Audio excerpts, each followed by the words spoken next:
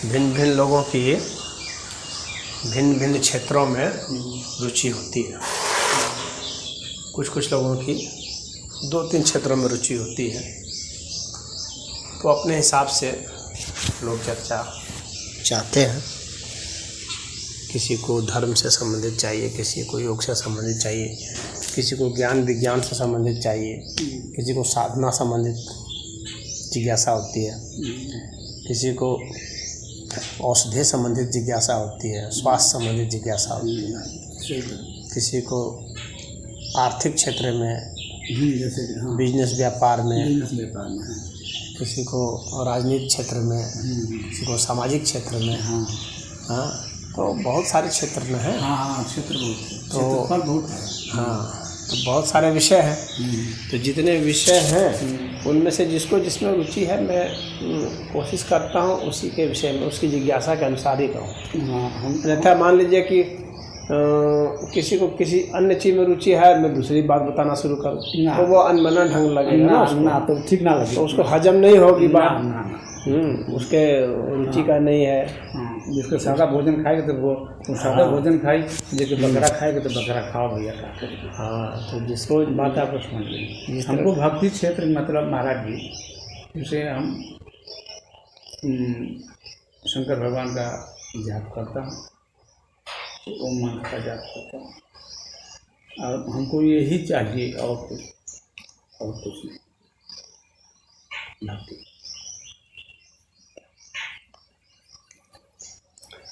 तो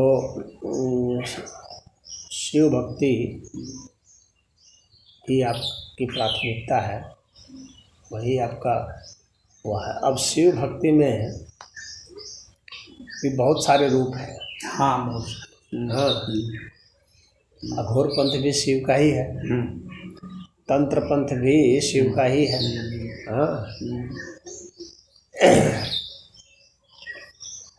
और शिव के ये कपालिक भी शिव के ही है, नागा भी शिव के ही है,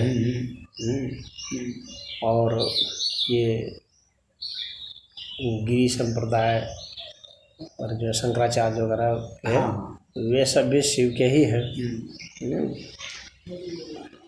तैसाचिक भी सब शिव के ही है। शिव के बहुत सारे आयाम हैं। ध्यान भी शिव का ही है, कुंडलनी भी शिव का ही है, योग भी शिव का है। तो मतलब शिव के किस मतलब इसमें, इस शिव की भक्ति में नाद योग भी है। नाद योग मतलब नाद योग है जिसमें कि ध्वनि से संबंधित है। शिव के डमरू से जो ध्वनि निकली है, जो ओम तो वो नाद है ना। नाद है। उस नाद से जो व्यक्ति शिव को प्राप्त होता है उसको नाद योग कहा जाता है। समझे हैं? तो ये जितने मंत्र हैं, ये मंत्र भी वो सदा शिव से उद्भूत हैं। शिव के भी भिन्न भिन्न रूप है ना। रुद्र हैं, कपर्दी हैं, कपालिक हैं, तो बहुत हैं, महेश हैं, शंकर हैं। उसमें सदाशिव, महादेव सब। तो इसमें से आप किस तरह की, क्योंकि सब रूप के अलग अलग महत्व होता है। सही बात। और साधक को उसके हिसाब से ही साधक चुनता है। शिव का भैरव रूप भी है। तो आदमी अपने प्रवृत्ति से चुनता है और शिव के वैसे ही स्वरूप को प्राप्त होता है वो। यह नहीं है कि कोई भैरव का पुजारी हो और वो सदाशिव को प्राप्त हो, ऐसा नहीं होता। वो भैरव रूप को ही प्राप्त हो। शंकर का पुजारी शंकर को प्राप्त होगा। तो शिव के साकार रूप भी हैं, निराकार निराकार स्वरूप भी है। तो उसमें से आपको किस में रुचि है? आप शिव के किस रूप को पसंद करते हैं या चाहते हैं कि मुझे इसी रूप में दर्शन हो?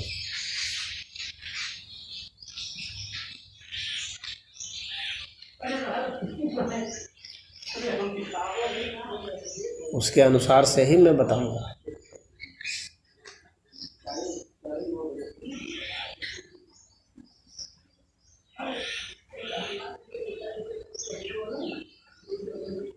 हमसे मतलब ये बात है ना महाराज जी, साकार रूप में एक बार दर्शन हो जाए, एक बार निरंकार और साकार तो दोनों है ही है हैं।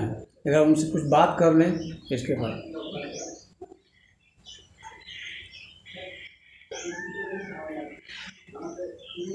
शिव के साकार स्वरूप को का साक्षात करना चाहते हैं।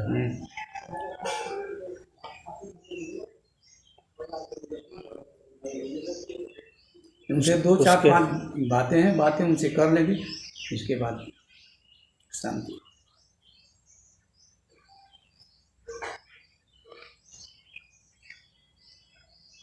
शिव के साकार स्वरूप में बहुत सारे, पता है ना कि जब जो समुद्र मंथन हुआ था तो देवी लक्ष्मी आए थे, तो शिव को देख करके हालत खराब हो गई थी। शिव का साकार रूप को हजम करने के लिए बहुत बड़ा कलेजा चाहिए। ऐसे तो लोग बोलते हैं कि इस तरह से, लेकिन अगर साक्षात शिव आ जाए तो मनुष्य की एक तो ज्योति नहीं है कि ज्योति नहीं है बात, उस ज्योति के सामने टिक सके और आँख से देख सके। क्योंकि हम लोग की आँखें जो हैं, अब देखते हैं जब पुलिस टॉर्चर रूम में ले जाती है तो आँखों पर बहुत तेज प्रकाश डालती है। तो बहुत बड़ी बड़ी लाइट का प्रकाश डालती है, आँख चुधिया जाती है, देख नहीं पाता, आदमी अंधा जैसा हो जाता है और उसका दिमाग बोरा जाता है। तब पुलिस उसको मतलब जो है पूछना शुरू करती है। तो वह तो बहुत छोटा सा जो है, आदमी की क्षमता इतनी है कि वह छोटे से मतलब बड़े बड़े बल्ब में नहीं कर पाता। शिव के उस स्वरूप को, ज्योतिर्मय स्वरूप को आदमी नहीं देख सकता है ना। वो आदमी के आँख की वो ताकत ही नहीं, अंधा हो जाएगा तुरंत। हाँ, बात तो सही। और जो है उसका माइंड वो हो जाएगा। तो कैसे होगा? तो फिर भी आदमी की इच्छा होती है कि मैं शिव का दर्शन करूं और मेरी आँख भी जो है खराब ना हो। समझ रहे हैं?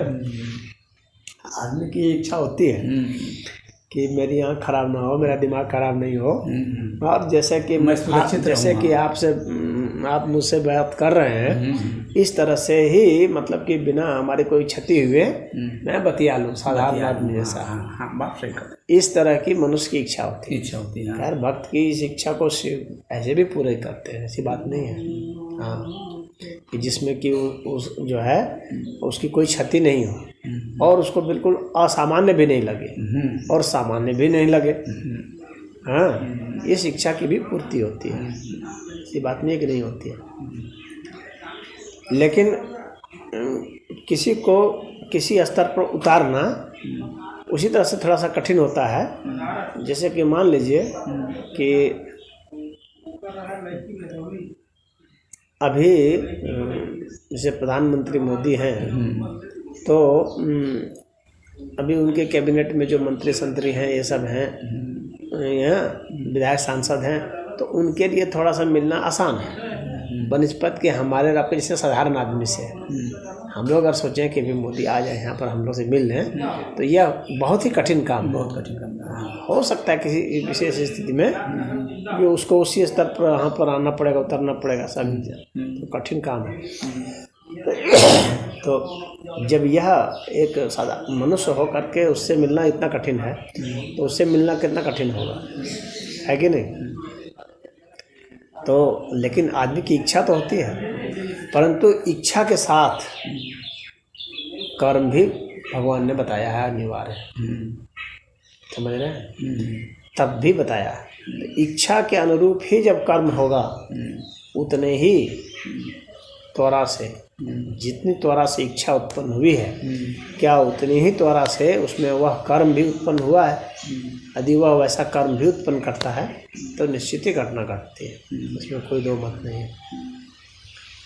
और मैं स्वयं ही प्रत्यक्ष अनुभूति किया हूँ, इस वजह से मैं कह रहा हूँ।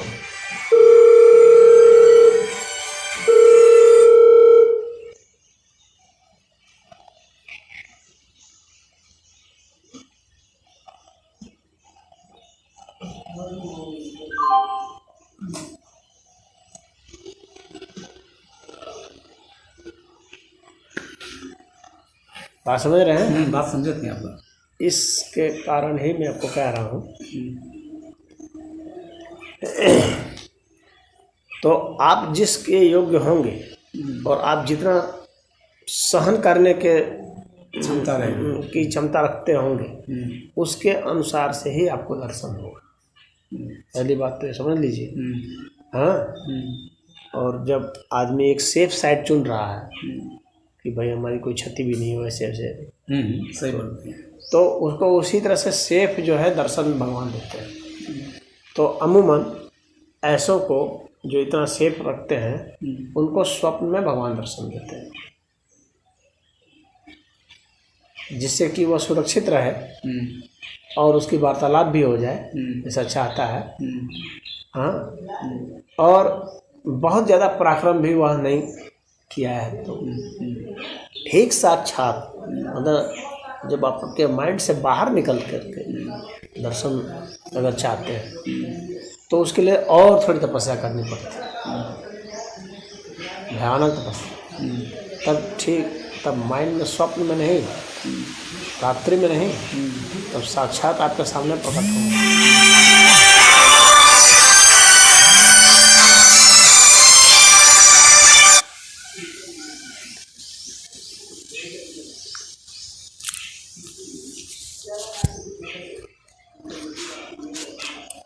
तो वो साक्षात सामने प्रकट होगा।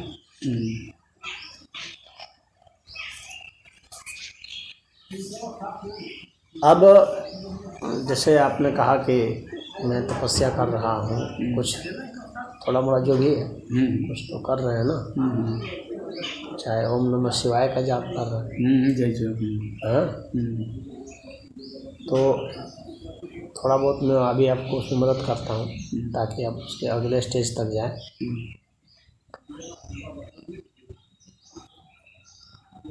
ओम नमः शिवाय का जो मंत्र है वह आप प्रतिदिन कितनी बार जपते हैं? मैं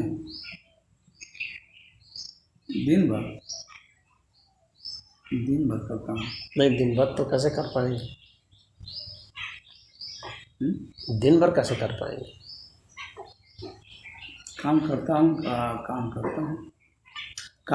जाप करता हूँ। हाँ, मतलब काम भी कर रहे हैं और उसमें जैसे मान लो किसी से बतिया रहे हैं उस वक्त तो नहीं कर सकते। जिस वक्त किसी से बातचीत कर रहे हैं उस समय तो नहीं कर सकते। उस समय भी होता है।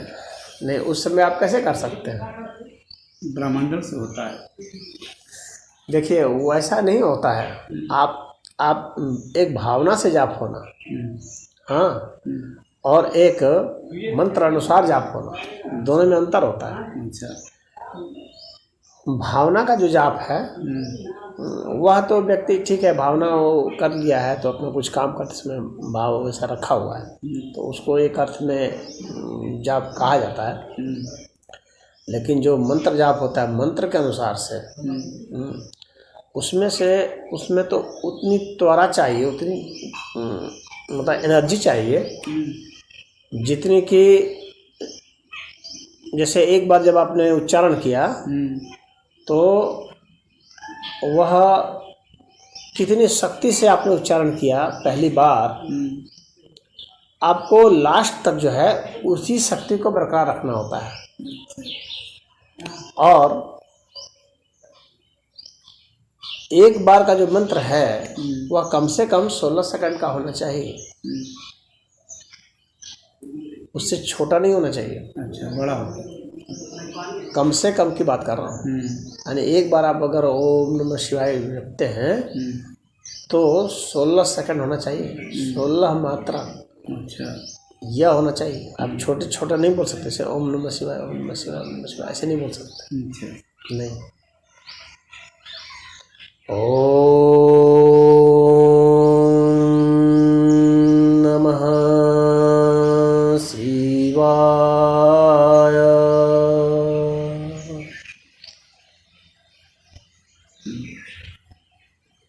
बात समझ रहे हैं? बात आप समझ रहे हैं। उसका जो रिदम है, जो बीट है, वो उस तरह से होना चाहिए। आप वह जो है वह ध्वनि आपको जो है, क्योंकि हर एक चीज़ के लिए एक अलग ध्वनि होती है, आपको उस ध्वनि के माध्यम से उसमें प्रवेश करना होता है। वो ध्वनि ही आपके लिए एक वाहन है। हाँ, जो वृषभ बनाया गया है ना शिव का, नंदी, हाँ, तो वो नंदी क्या है? वो वाहन है जिससे, जो कि आपको शिव से मिलाएगा। और वो वाहन क्या है? वृष मतलब क्या होता है? शक्ति। वृषभ जो है ना, वो वृषभ का अर्थ होता है शक्ति, उसका वास्तविक अर्थ होता है। आपको वो शक्ति जनरेट करना है, वो शक्ति उत्पन्न करना है जिस पर कि आप आरूढ़ हो सके। आप मतलब कि आपकी आत्मा आरूढ़ हो सके, अंतःकरण। हाँ, तो पहले तो आपको वह ध्वनि उत्पन्न कर रही जो कि आपकी मतलब आत्मा अंतःकरण उधर तक पहुँचाए। उसके बाद फिर वो आगे की यात्रा होगी, तब शिव तत्व के पास आप पहुँचेंगे। आप समझ रहे हैं? हाँ, वो इतना उसके वाइब्रेशन ऐसी होनी चाहिए, कंपन उसका ऐसा होना चाहिए, इतना संगीतमय होना चाहिए, हाँ, कि आप बिल्कुल रोमांचित हो जाए। और तब जा कर के जो है उसमें जो है वह जो है उनका अनुकूल जो है स्वरूप, शिव का अनुकूल स्वरूप, विभत्स नहीं, उसके लिए तो फिर मंत्र बदल जाएगा, उसका स्टाइल बदल जाएगा, उसमें घात जो लगता है, जो आरोह और अवरोह होता है, आरोह और अवरोह होता है मंत्र में, तो उस पर कहाँ पर जोर देना है, इस पर ये महत्वपूर्ण होता है। हाँ, समझ गए? अगर उनका सौम्य स्वरूप चाहिए तो अभी जैसे मैंने उच्चारण किया, आपको उस तरह से उच्चारण करना पड़ेगा सौम्य स्वरूप के लिए। और उसके बाद फिर धीरे धीरे जब आप ऐसे उच्चारण कर लेंगे तो यही सिस्टम जो आपको मन ही मन उच्चारण करना पड़ेगा। और जब ये आप करते रहेंगे ना, तो फिर आप कुछ अन्य काम नहीं कर सकते, बिल्कुल नहीं कर सकते। अगर अन्य काम करेंगे तो फिर आप ये रिदम पा ही नहीं सकते। ठीक उसी तरह से जैसे कि कोई गायक है और फावड़ा चलाते हुए नहीं गा सकता वैसा, हाँ, फावड़ा चलाते हुए वैसा नहीं गा सकता, गा सकता है लेकिन वैसा नहीं गा सकता। समझ रहे हैं? क्योंकि उसकी सांस बदल जाएगी, कुछ जोर कम करे में लगेगी, सांस बदल जाएगी। और जब सांस बदल जाएगी और उसमें दोहरी इच्छाएं हो गई हैं, हाँ, इधर की भी इच्छा उधर की भी इच्छा, तो फिर वह उसमें वह लय नहीं आता है। एक बात तो यह हो गई, एक तरीका तो यह हो गया। दूसरा तरीका जो आपका तरीका है, मैं नहीं कहता वो गलत तरीका है, कि हम काम करते हुए भाव से ही जाप करते रहें। हाँ, काम भी कर रहे हैं, मतलब उस काम को भी प्रभु का ही काम समझें, वह भी प्रभु का स्वरूप समझें। और जो भाव आता है उसमें जपने का, जिस भी तरीके से जप रहे हैं, हमको जैसा भी आता है वैसा जपें।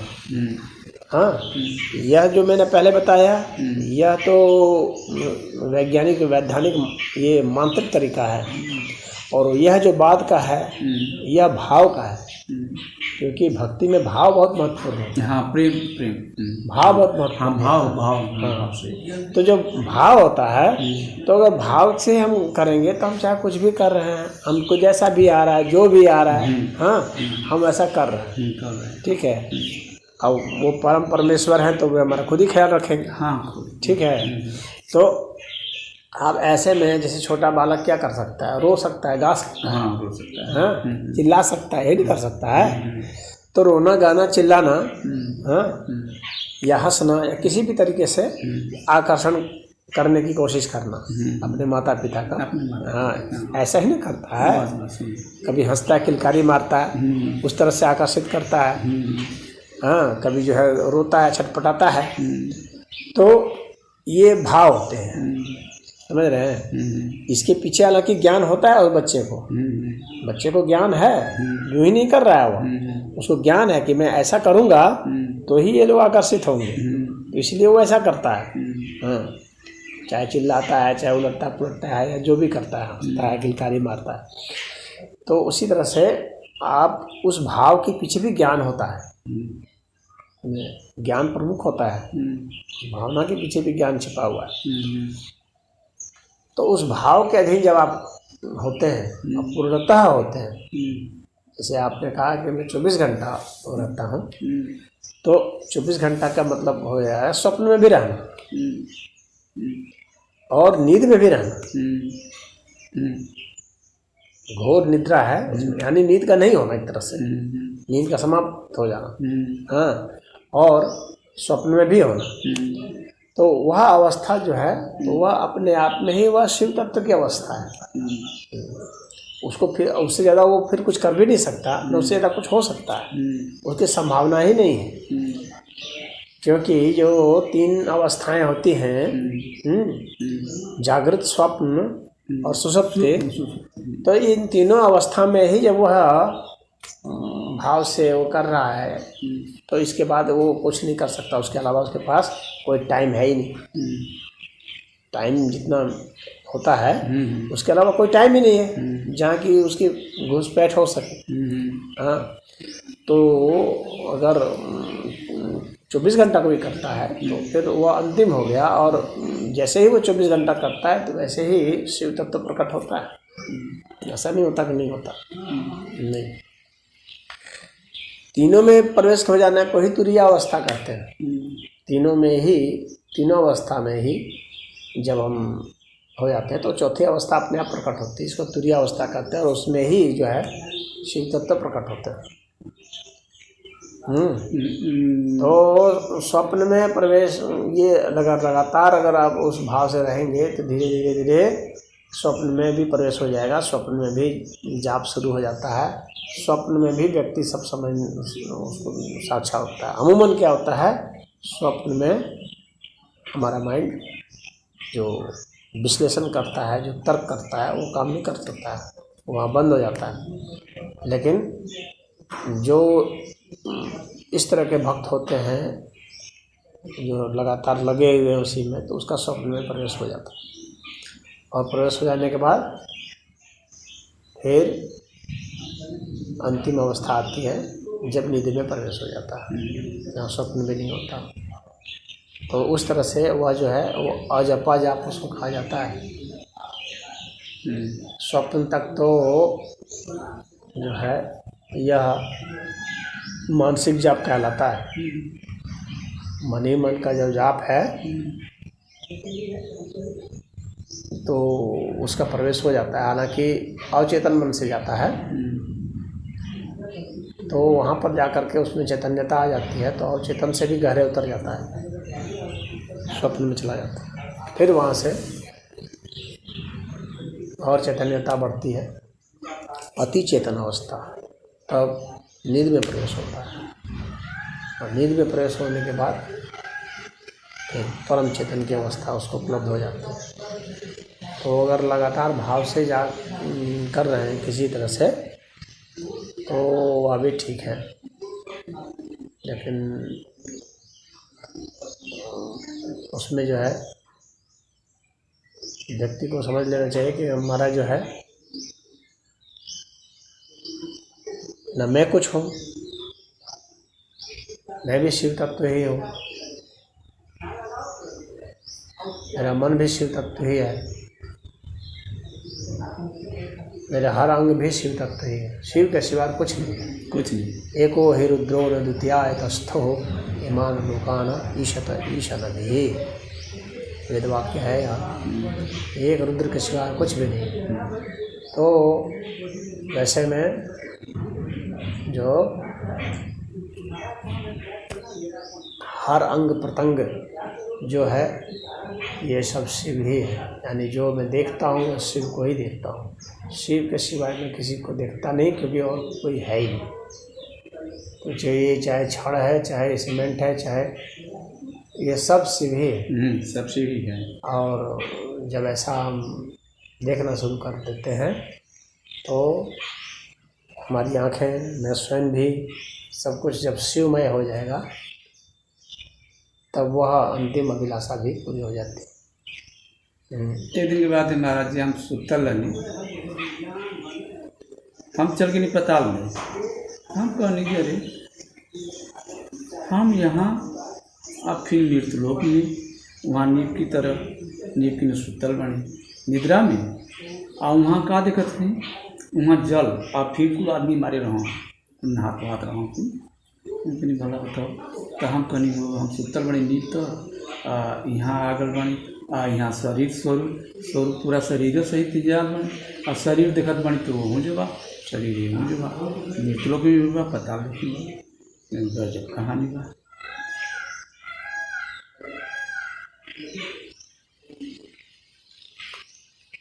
शुद्ध भक्त को सिर्फ शिव दिखना चाहिए, उसी को शुद्ध अनन्य भक्ति जिसको कहा जाता है।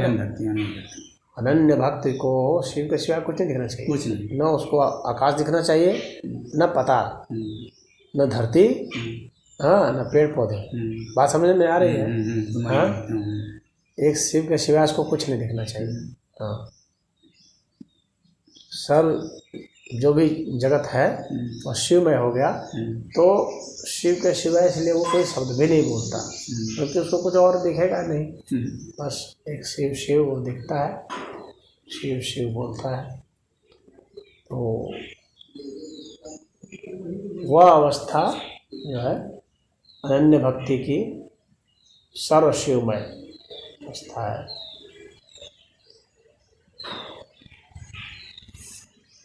ओम शिवमस्तु संकल्पमस्तु। यजुर्वेद में शिव को शिवमस्तु संकल्पमस्तु कहा गया है। वह संकल्प जो है कल्याणकारी, वह संकल्प ही चारों ओर है और कुछ नहीं है। मन भी शिव है, आँखें भी शिव है, सब कुछ शिव है। और यह भक्ति ही अनन्य भक्ति है, और इसी में ही शिव जो है वह जिधर भी देखता है, जैसा देखता है शिव भी दिखता है। तो शिव को उसको ये नहीं करना पड़ता है कि शिव मुझे दर्शन दे। क्यों? क्योंकि उसको बस शिव ही दर्शन दे ही रहे हैं, शिव के सिवा उसका दर्शन ही नहीं पा रहा है वो कभी। तो ऐसा नहीं है कि किसी काल में उसको दर्शन हो रहा है, किसी काल में दर्शन नहीं हो रहा है, ऐसा नहीं है। वो हर काल में दर्शन ही दर्शन पा रहा है, इसीलिए उनको महाकाल कहा गया है। हाँ, कालों का भी काल है, तो समय उनको बाधित नहीं कर सकता, उनके दर्शन को समय बाधित नहीं कर सकता, रोक नहीं सकता, काल नहीं आ सकता बीच में। तो सदैव जो है महाकाल ही रहते हैं। अब महाकाल के जिस महास्वरूप को एक भक्त अपने हृदयंगम कर किया रहता है, उसको वैसा ही शिव का स्वरूप महसूस होता है। यह उसकी इच्छा पर है कि वह शिव के किस स्वरूप को पसंद करता है, कैसे वह चाहता है कि मैं इस स्वरूप का ही दर्शन करूं, वैसा ही दर्शन उसको मिलता रहता है जब तक वो चाहता है। वो चाहेगा कि महाकाल का रूप में आए तो महाकाल के रूप में ही उसको दर्शन होता रहेगा। अगर उसने संकल्प बदल लिया अपना कि नहीं अब जो है मैं अघोर रूप में देखूंगा, अघोर रूप में देखेगा, कपालिक रूप में देखेगा, भूतनाथ के रूप में देखेगा, हाँ, तो महादेव के रूप में देखेगा, उसकी इच्छा है। वो जिधर देखेगा वो है रूप देखेगा, जिसमें भी देखेगा। तो दर्शन उसको सदैव हर समय उपलब्ध होंगे, काल उसमें बाधा नहीं बनेगा। काल तभी तक बाधा है जब तक उसको संसार दिखता है, संसार माया तभी तक है, क्योंकि काल का प्रभाव संसार पर ही पड़ता है बस। हाँ, तो अगर वो इस संसार से अपने को विमुख कर लिया है तो काल उसको छोड़ देता है, काल फिर हाथ नहीं डालता। इसीलिए कहा गया कि काल जो है उस शिव के भक्तों पर हाथ नहीं डालता। तो उसके पीछे कारण यही है कि संसार से वह जब विरक्त हो गया, वैरागी हो गया, जैसे शिव का जो है तपस्या शिव कर रहे हैं, शिवलीन है तपस्या में, संसार से विमुख होकर के, वह एक आदर्श बताया गया है तपस्वियों के लिए। शिव को देखो, तुम ऐसे फोकट में नहीं दर्शन पा जाओगे ना। हाँ हाँ, वो शिव जैसा तपस्वी होना पड़ेगा। हाँ, जो गले में सर्प डाला है, यानी मृत्यु जो है हर समय गले में है, हर समय मृत्यु आपको अपने जबड़े में पकड़ी हुई है, गर्दन दबाई हुई है, तो वह तपस्वी का स्वरूप है। और वीरान अकेले में बैठा हुआ है,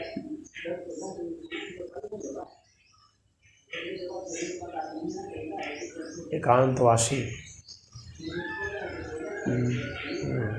एकांत का मतलब एक का भी जहाँ अंत हो जाता है, यानी जहाँ स्वयं भी आप जहाँ आपको लगता है कि मैं हूँ, तो आपका वह मैंपन भी मैं भी खत्म हो जाए। वह जब एक कांत होगा तो अनंत प्रकट होगा, एक कांत होने पर ही अंत प्रकट होगा। क्योंकि एक को हमारा माइंड रीड कर सकता है। ईश्वर एक है कि जो बात करते हैं ना वो गलत है, ईश्वर अनंत है, एक नहीं। हाँ, वो अनंत, क्योंकि एक जो है हमारा मस्तिष्क एक को गिन सकता है, आँख सकता है, अनंत को गिन नहीं सकता। अनंत में दिमाग काम नहीं करने वाला ना ना, अनंत में काम नहीं करता, अनंत में दिमाग नहीं गुणागणित कर सकता है ना। कोई उसमें कोई कानून नहीं चलेगा, ना फिजिक्स का चलेगा, ना केमिस्ट्री का, कोई मैथमेटिक्स का कोई वहाँ पर नियम नहीं चलेगा। ना ना ना, एक में नियम चल जाता है। हाँ, एक और एक को आप जोड़ देंगे, आनंद में कोई कोई नियम काम नहीं करेगा। तो इसीलिए एक कांत होना चाहिए, एकांत।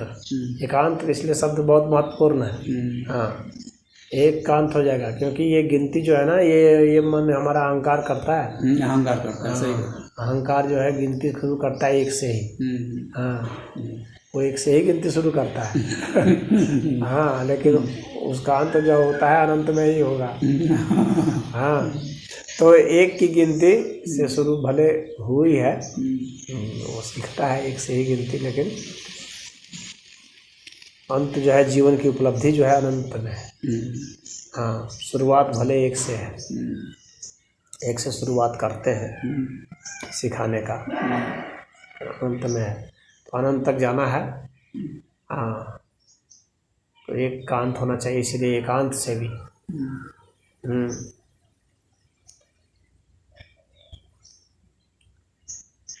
तो उस तपस्या में अगे ओम नमः शिवाय का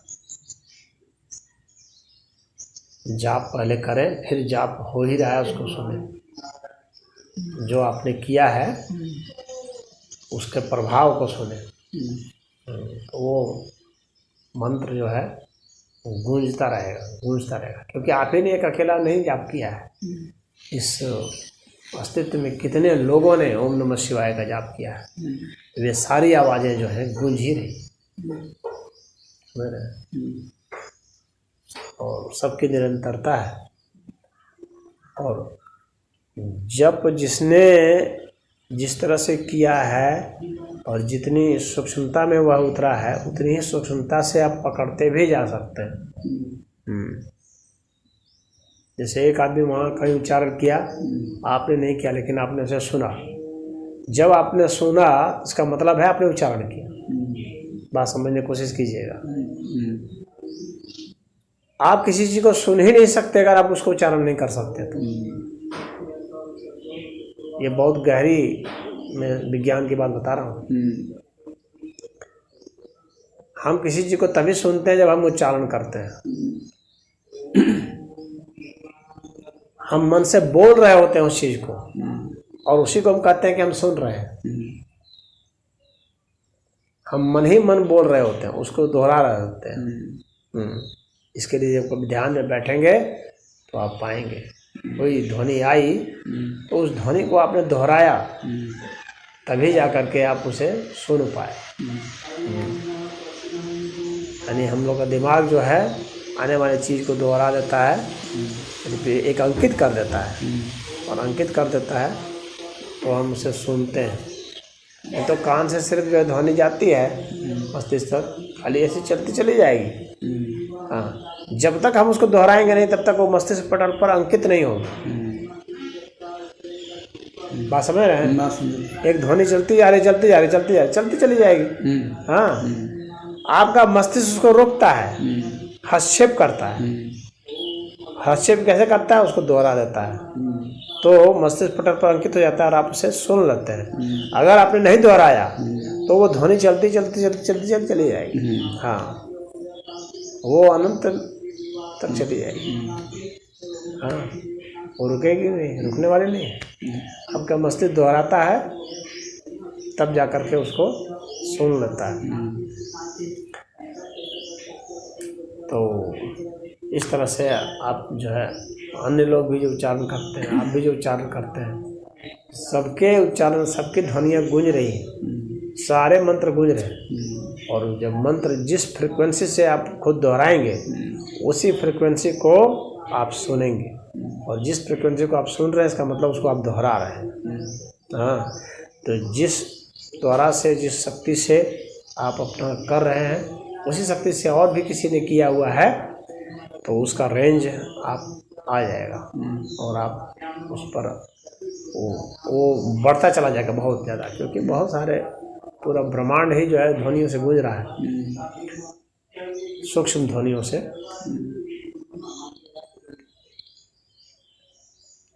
तो वह जो है वह मंत्र आप में जागृत हो जाएगा। एक मंत्र वह होता है जिसको कि हम बोलते हैं, एक मंत्र वह होता है जिसको हम सुनते हैं, जो किसी और ने उच्चारित किया है, वो श्रुति है। एक वह मंत्र होता है जिसको हम देखते हैं, सुनते नहीं, देखते हैं। यानी मंत्र जो है, जो ध्वनि है, वो चित्र का रूप भी धारण कर लेती है। ये आपके ऊपर है कि उस मंत्र को दोहराना चाहते हैं, सुनना चाहते हैं, कि उसको देखना चाहते हैं दृश्य रूप में। तो मंत्र को जब दृश्य रूप में जो देखता है तो उसको मंत्र दृष्टा कहा जाता है। दृश्य रूप में दिखेगा वो मंत्र। हर मंत्र का भी दृश्य होता है, हर ध्वनि की अपनी एक छवि होती है, और हर छवि की अपनी ध्वनि भी होती है। हाँ, तो छवि भी ध्वनि में बदल जाएगी अगर हम उसे सुनना चाहें तो।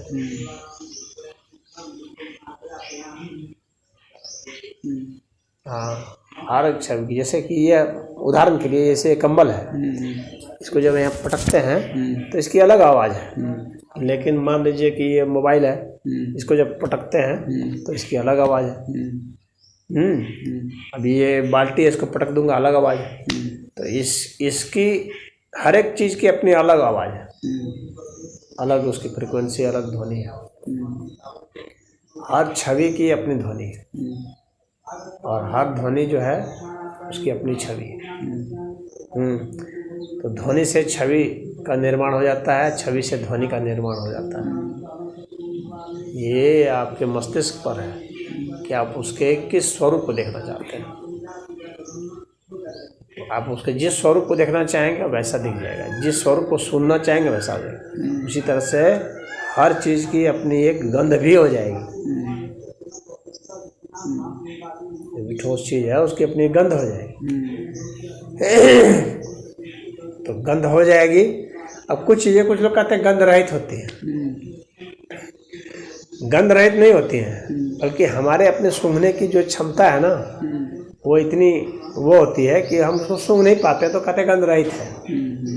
लेकिन जो दूसरे प्राणी हैं जिनमें वह क्षमता है वे उसे सूंघ लेंगे। जैसे उदाहरण के लिए चीनी है, आप सुनेंगे तो कुछ गंध ही नहीं, लेकिन चींटियों को उसकी गंध मालूम पड़ जाती है। हाँ, वे उसे सूंघ लेंगे। तो गंध तो उसमें है, लेकिन हम उसे सूंघ नहीं पा रहे थे, क्योंकि हमारी वो क्षमता ही नहीं सूंघने की। मनुष्यों की क्षमता सूंघने की बहुत ही कम है। तो इतनी कम क्षमता से 50-100 मीटर तक की अधिकतम हम लोग की क्षमता है सूंघने की, जबकि कुत्ते सब तो 1.5-2 किलोमीटर तक सूंघ लेते हैं। तो वो उनकी क्षमता है। तो हर चीज़ की अपनी एक क्षमता है, तो हम लोग की भी अपनी क्षमता है, और हर चीज़ का अपना गुण है। तो वह गुण जो है ना, वह गुण ही व्याप्त है हर चीज़ में। जो पंच तत्व कहे गए हैं, हाँ, तो ये जो भी आकाश तत्व है, जल तत्व है, पृथ्वी तत्व है, वायु तत्व है, तत्व है, तो उस तत्व के भीतर भी तत्व है।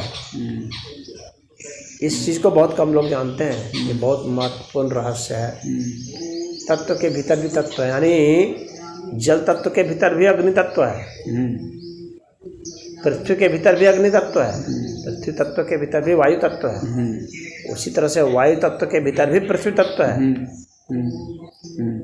जो जिसमें जो जिसके अंतर्भूत जो तत्व है वह उतना सूक्ष्म हो जाएगा। जैसे कि जल तत्व के भीतर जो अग्नि तत्व है, उस अग्नि को निकालना बहुत ही कठिन हो जाएगा, उसको महसूस करना भी बहुत कठिन हो जाएगा, लेकिन है उसमें।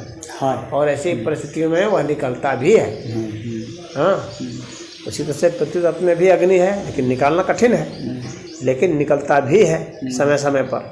हाँ, इसीलिए तो लकड़ी को रगड़ते हैं तो आग निकल जाती है, लेकिन बहुत कठिन है निकालना, लेकिन है तो सही उसमें। हाँ,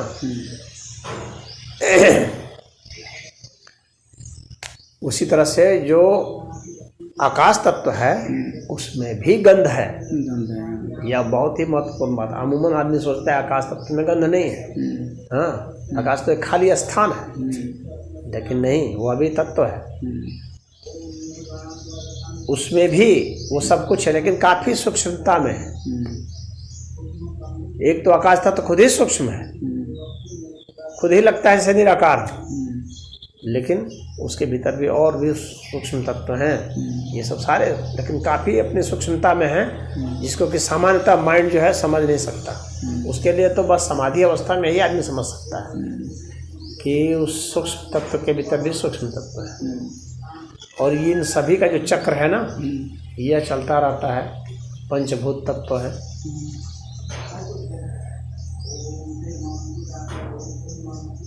तो हम जिस स्वरूप में उसको देखना चाहते हैं, सूंघना चाहते हैं, सुनना चाहते हैं, वह सब महसूस होता है।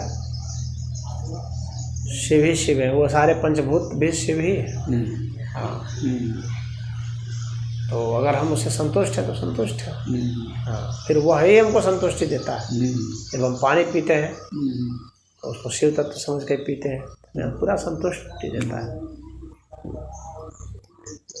हम क्या सोच करके वो करते हैं उसके का बहुत प्रभाव होता है।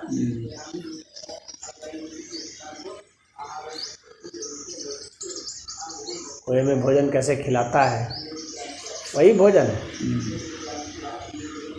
उस भोजन को कोई हमें गाली दे के खिलाता है, पटक के खिलाता है, दुत्कार के खिलाता है कि प्यार से खिलाता है, उससे जो है दृष्टि बदल जाती है, भोजन का रस बदल जाता है, सब कुछ संबंध बदल जाते हैं।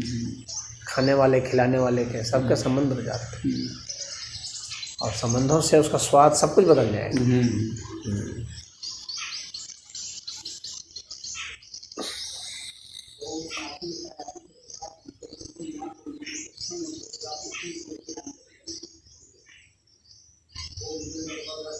हर सांस के साथ जाप किया जाता है, हर धड़कन के साथ, दिल की धड़कन के साथ जाप किया जाता है, हर दृष्टि के साथ जाप किया जाता है। जो जितना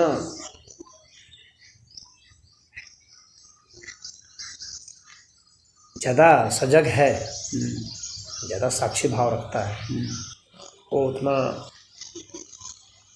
जो है जप में भी होता है। फिर जब भी क्या करना,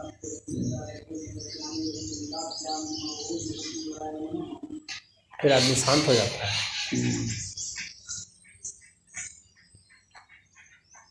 और जैसे ही वो जितनी ध्वनि आ रही है ना, उन ध्वनियों में वो उसको जप दिख जाता है, क्योंकि सारी ध्वनियाँ तो शिव से ही निकली।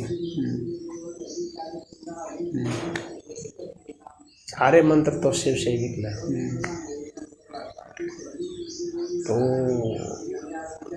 वो जपना छोड़ देता है और खाली सुनता है, देखता है कि ये ध्वनि जो है इसका स्रोत और इसका प्रसार कहाँ तक है। तो स्रोत भी अनंत है, प्रसार भी अनंत है। अनंत। तो हरि अनंत, हरि कथा अनंत। तो फिर उसका जाप भी छूट जाता है और मौन चुप हो जाता है। एक बहुत गहरी खामोशी सुना जाती है।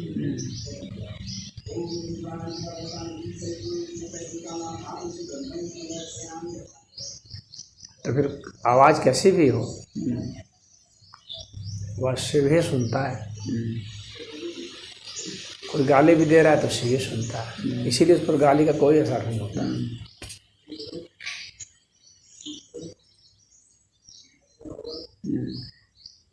गाली को भी जो शिव रूप में सुन सकता है ना, वही वास्तव में अनन्य भक्त है।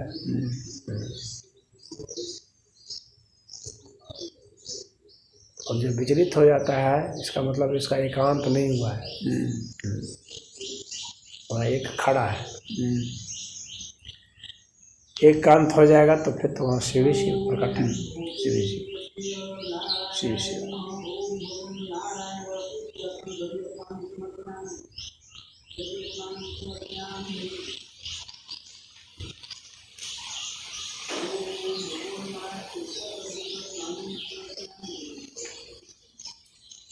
इसलिए कोई कोई गुरु ऐसे भी हुए हैं जो अपने शिष्यों को गाली भी देते हैं। उनका उद्देश्य गाली देना, उसको अपमानित करना नहीं है, वो टेस्ट करना है इसका एकांत हुआ है कि नहीं हुआ है, एकांत के कितना करीब है, इसका अहंकार खड़ा है या नहीं, अहंकार खड़ा है, क्या एक कांत हो गया। अगर एक कांत हो गया तो वो गाली उसको सीधी मालूम पड़ेगी। और नहीं हुआ है तो बुरा मान जाएगा। अरे आज गुरु जी जो है हमको लपेट लिए, गरिया दिए, क्या हम कसूर किए थे। हाँ, वो ऐसा सोचेगा क्या हम किए थे, हमारे वो हो गया, किसी ने चुगली कर दिया लगता है, किसी ने कान भर दिया, कुछ कह दिया, हमको पता लगाना पड़ेगा। इस तरह की बात, वो वही सांसारिक चीज़ों में वो फंस जाएगा, वो वही चीज़ें सोचना शुरू कर देगा। हाँ,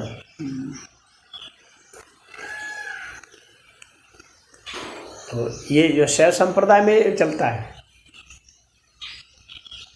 शैव संप्रदाय में चलता है कि गुरु हैं जो गाली भी देते हैं।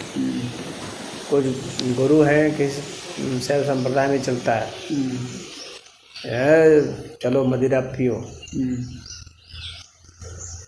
इसलिए नहीं कि उसको मदिरा पिलाना है, उसको मदिरा से कोई मतलब नहीं। मदिरा तो सिर्फ दिमाग का टेस्ट के लिए है, उसकी भक्ति का टेस्ट के लिए है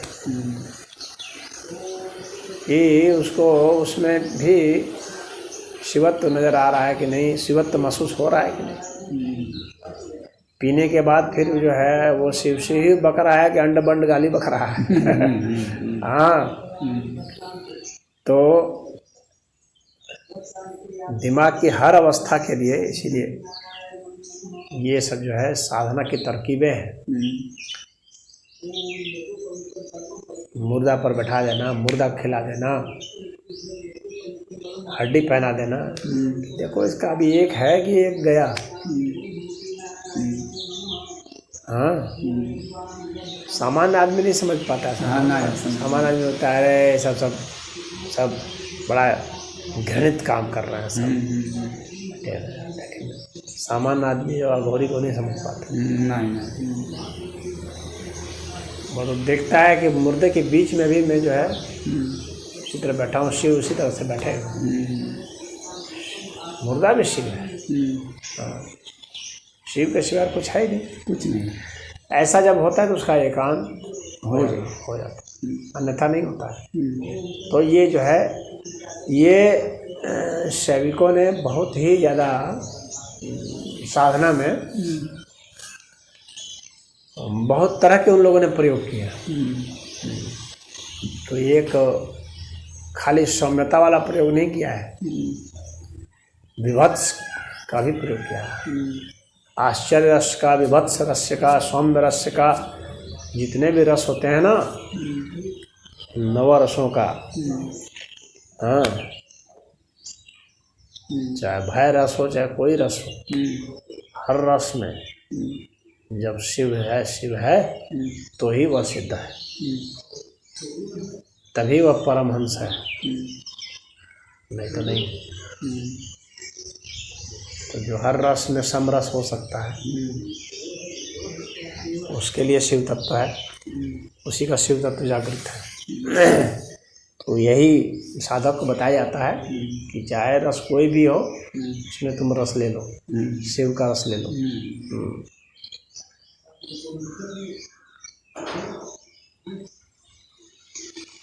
कितने तो शमशान से डरते हैं,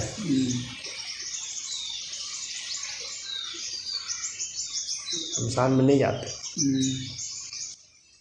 तो ऐसे कार्यों के लिए नहीं है, नहीं। तो वो वीर रस चाहिए।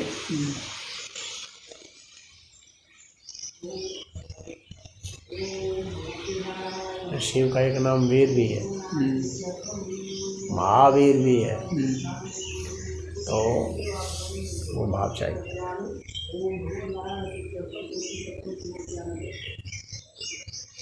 हर रस में जो शिव रस देख सकता है वो सिद्ध है।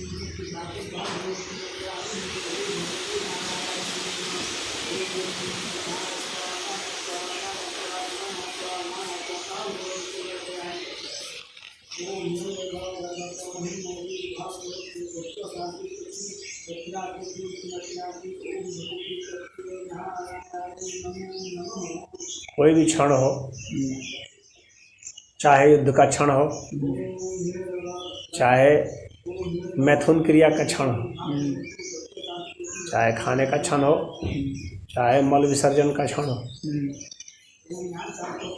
और चाहे कोई घटना हो, सबको शिव का क्षण, सारे क्षण तो महाकाल के हैं, तो सारे क्षण उतने ही पवित्र हैं। अगर हम सेलेक्टिव पवित्र होते हैं कि हाँ ये नहीं, ये वो नहीं, ये, तो इसका मतलब हमारा वो जो सिलेक्शन का मतलब ही हो गया कि वो जो है अहंकार है, क्योंकि सिलेक्शन अहंकार करता है, चुनाव अहंकार करता है। हाँ, जब कोई सिलेक्शन नहीं है, सब सिलेक्शन समाप्त, तभी सिर्फ शिव ही शिव है। जब शिव ही शिव है तो सिलेक्शन कहाँ से हो सकता है? फिर कोई चुनाव की कोई बात ही नहीं होती। हर क्षण शिव का है, हर घटना शिव की है, हर चीज़ शिव है। यही अनन्य भक्ति है, और सारी तपस्या का ये मूल है। जो महायोगी है, शिव योगी है, उसके लिए कोई भी क्षण जो है वो शिव क्षण से भिन्न नहीं है। कोई घटना उसके लिए अलग कोई घटना नहीं है, सब शिव की घटना है। इसलिए हर घटना में, हर चीज़ में वो स्थित है, समान रूप से स्थित है, स्थित प्रज्ञ है।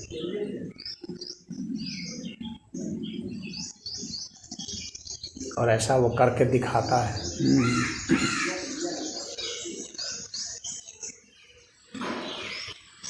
लहू भी पी के दिखाता है, मांस भी खा के दिखाता है, हड्डी भी पान के दिखाता है, कपाल को लेकर दिखाता है, भूत पिशाच के बीच में रह के दिखाता है, मानवों के बीच में, दानवों के बीच में, सबके बीच में रह जाता है। जब सब शिव ही हैं, कहाँ दानव, कहाँ दुष्ट, कहाँ मानव, कहाँ पशु। सीधे शिव का नाम सबसे जुटा हुआ है। पशुपतिनाथ भी है, पशुपतिनाथ, हाँ, भूतनाथ भी है। इसलिए शिव जो है परम आराध्य है। भारत में जो सबसे प्राचीन से प्राचीन भी अगर कोई प्रमाण मिला है, ऐतिहासिक प्रमाण, तो शिव की पूजा का ही मिला है, और बाकी का नहीं। पुराने से पुराने यहाँ प्राप्त हुए हैं, चाहे हड़प्पा संस्कृति, मोहनजोदड़ो संस्कृति का, उससे पहले का भी जो प्राप्त हुआ है, तो वो प्राचीन से प्राचीन शिवलिंग ही प्राप्त हुआ है।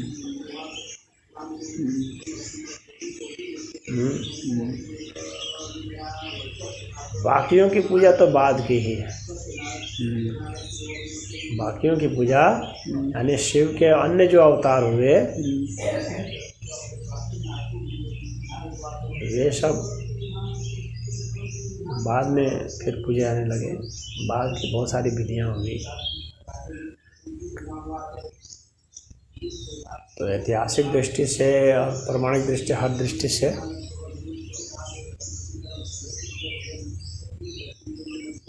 शिव ही शिव है। चाहे नृत्य का नटराज हो,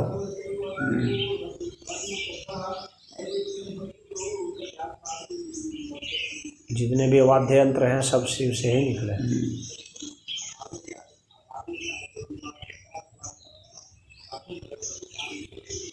संगीत का सारा जो है शिव से ही निकला है। व्याकरण महर्षि पाणिनि का अष्टाध्यायी जो है व्याकरण, पाणिनि जी खुद बताते हैं कि यह शिव से निकला हुआ, महेश से निकला हुआ है। उन्होंने नाम भी दिया इसका महेश्वर सूत्र। 14 महेश्वर सूत्र में पूरा अष्टाध्यायी है। तो सारे व्याकरण जिससे वेद को समझा जा सकता है, शिव से। शिव आराधना जो है